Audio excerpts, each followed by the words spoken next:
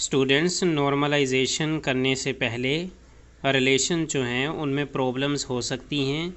उन प्रॉब्लम्स के बारे में आज हम इस वीडियो के अंदर पढ़ने वाले हैं। क्वेश्चन है हमारा, व्हाट टाइप्स ऑफ प्रॉब्लम्स में एग्जिस्ट इन द रिलेशंस। जो रिलेशंस होते हैं उनमें कौन सी प्रॉब्लम्स मसाइल हो सकते हैं बिफोर नॉर्मलाइजेशन, नॉर्मलाइजेशन से पहले। The relations may have the following problems before normalization। पहला प्रॉब्लम है सिनोनिम प्रॉब्लम, दूसरा है होमोनिम प्रॉब्लम, तीसरा है रिडंडेंसी और चौथा है म्यूचुअल एक्सक्लूसिवनेस ऑफ डाटा। सबसे पहले हम सिनोनिम प्रॉब्लम पर बात करेंगे। इंग्लिश के अंदर सिनोनिम मीनिंग कि अगर टू वर्ड्स हैं और वो एक जैसा मीनिंग देते हैं, उनका मतलब एक होता है, तो हम बोलेंगे ये सिनोनिम है। Uh synonym is a type of problem in the relations. Relations जो हैं उनमें अगर एक ऐसा प्रॉब्लम सिनोनिम होता है डेट अकर, जो रूनुमा होता है। व्हेन टू डिफरेंट नेम्स, जब दो मुख्तलिफ नाम when two different names are used for the same attribute। attribute क्या होता है? फॉर एग्ज़ाम्पल, यहाँ भी कोई चीज़ लिखी, यहाँ भी कोई चीज़ लिखी, हम बोलेंगे ये दो एट्रीब्यूट्स हैं और यहाँ पे हम रिलेशन का नेम लिखते हैं, तो इसके अंदर जो चीज़ें हैं उनको एट्रीब्यूट बोलते हैं। यानी कि अगर दो नेम्स यूज्ड हों सेम एट्रीब्यूट के लिए, तो हम बोलेंगे, या इसके लिए दो नेम यूज़ हों तो हम बोलेंगे यहाँ पे प्रॉब्लम आ गया है सिनोनिम का। The name of attribute must be same. Attribute के जो नाम हैं या एट्रीब्यूट का जो नाम है वो सेम होता है if it exist in two or more relation, अगर ये दो रिलेशंस में आता है। यानी कि आपके पास ऊपर भी रिलेशन, नीचे भी, और यहाँ पे भी एक नाम है और यहाँ पे भी एक नाम, यहाँ पे भी एट्रीब्यूट है और यहाँ पे भी एट्रीब्यूट है। The name of attribute must be same, same होता है if it exist in two और मोर रिलेशन, अगर ये एक से ज़्यादा रिलेशन में हो, ऊपर भी नीचे भी। यहाँ इसकी हम एग्जाम्पल्स को देखते हैं। Suppose we have the following two relations. हमारे पास दो रिलेशंस हैं जैसा हमने बात की है। एट्रीब्यूट सेम तब होते हैं अगर ये दो रिलेशंस में आते हैं। यहाँ पे देखें कि सबसे पहले देखते हैं आइटम, ये है इसका नेम। सप्लायर, ये भी इसका है नेम। तो सप्लायर और आइटम ये नेम है एट्रीब्यूट्स के। Item number, item colour, supplier code, ये है हमारे तीन एट्रीब्यूट्स। इसी तरह ये भी attribute, supplier ID, supplier name, ये भी एट्रीब्यूट, तो ये दो एट्रीब्यूट्स। अब सप्लायर आईडी और सप्लायर कोड दोनों सेम होते हैं, तो हम कहते हैं ये दोनों सेम है। The above relations have synonym problem as supplier ID and supplier code fields refer to same attribute. तो ये सेम एट्रीब्यूट हैं। The name of attribute must be same if it exist in two और more relation. तो यहाँ पे दो relations थे और यहाँ पे हमारे पास एट्रीब्यूट दोनों सेम हैं।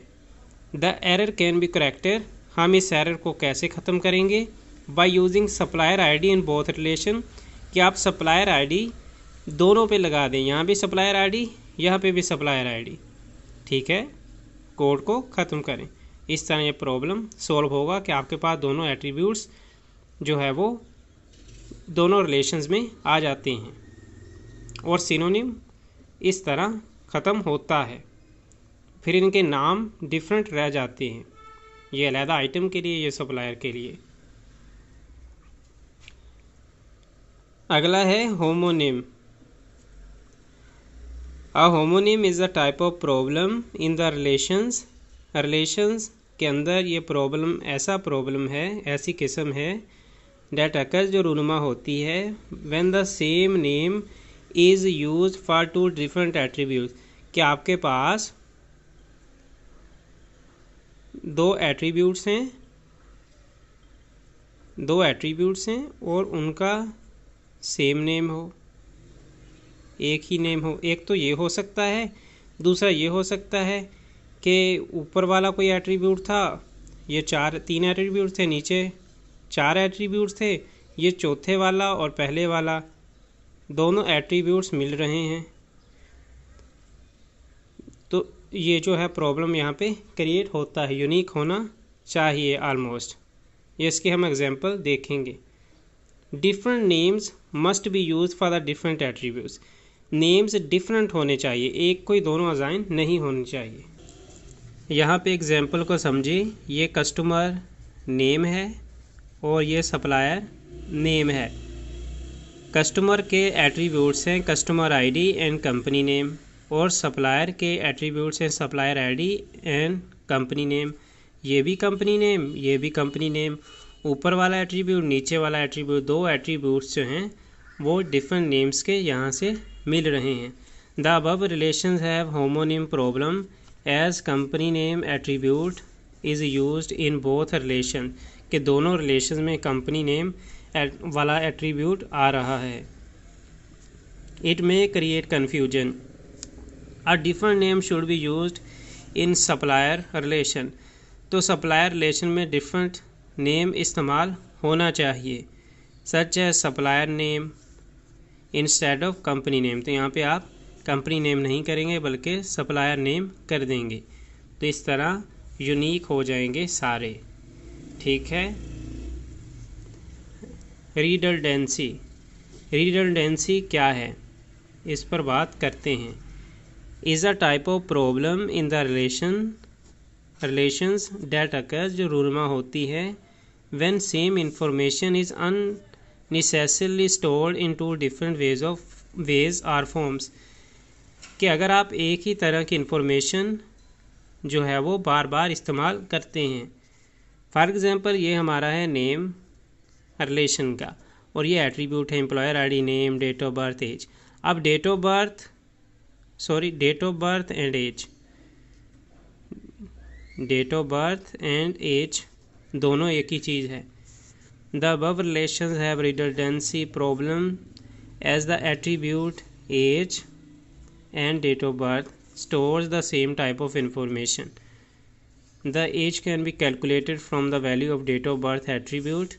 The age attribute is creating redundancy in the relation. It must be removed from the relation. तो आप date of birth जो है या age दोनों में से एक को ख़त्म करेंगे ताकि redundancy प्रॉब्लम वो ख़त्म हो जाए। चौथी प्रॉब्लम है mutual exclusiveness of data is a type of problem in the relations that occurs with the attributes whose values are specified as yes or no. Sometimes two or more such attributes cannot be true or false at the same time for an entity. कि ये क्या चीज़ है, ये कौन सा data है कि जिसमें हाँ या ना की जो सवालात होते हैं और सही या गलत के सवालात होते हैं, तो यहाँ पे हम बोलेंगे ये म्यूचुअल एक्सक्लूसिवनेस ऑफ डाटा है। फॉर एग्ज़ाम्पल एम्प्लॉय जो है ये नेम है हमारे रिलेशन का और ये एट्रीब्यूट्स हैं मैरिड, सिंगल। तो अब सिंगल है या नहीं, येस और नो। मैरिड है या नहीं, येस और नो। और अगर मैरिड है तो ये गलत है या सही है कि वो झूठ तो नहीं बोल रहा इस तरह। The above relations have mutual exclusiveness problem as the attribute married and single can not be true और false at the time the. अभी ये देखें, अगर वो सिंगल है, जी हाँ सिंगल है, तो उसकी शादी नहीं हुई। तो ये दोनों, अगर वो सिंगल है तो मैरिड क्यों एट्रीब्यूट हमने लगाया, अगर मैरिड का एट्रीब्यूट लगाया तो वो सिंगल नहीं रहता, वो तो शादी उसकी हो चुकी है। The problem occurs if yes is selected in both attribute as a person can not be married and single at the same time. अगर वो शादी उसने कर ली है तो वो सिंगल नहीं रहता, अगर सिंगल है तो उसकी शादी कैसे हो चुकी है। The problem can be solved by using one attribute marital status. तो आप यहाँ पे एट्रीब्यूट मैरिटल स्टेटस लगाते हैं। मैरिटल स्टेटस में वो खुद बताएगा सिंगल है या शादी हो चुकी है। The possible values for this attribute can be M for married and S for single, जिस तरह आप अक्सर सोशल मीडिया अकाउंट्स में भी इस्तेमाल करते हैं। तो ये कुछ प्रॉब्लम्स थी जो कि नॉर्मलाइजेशन से पहले रिलेशंस के अंदर आपको देखने को मिलती हैं।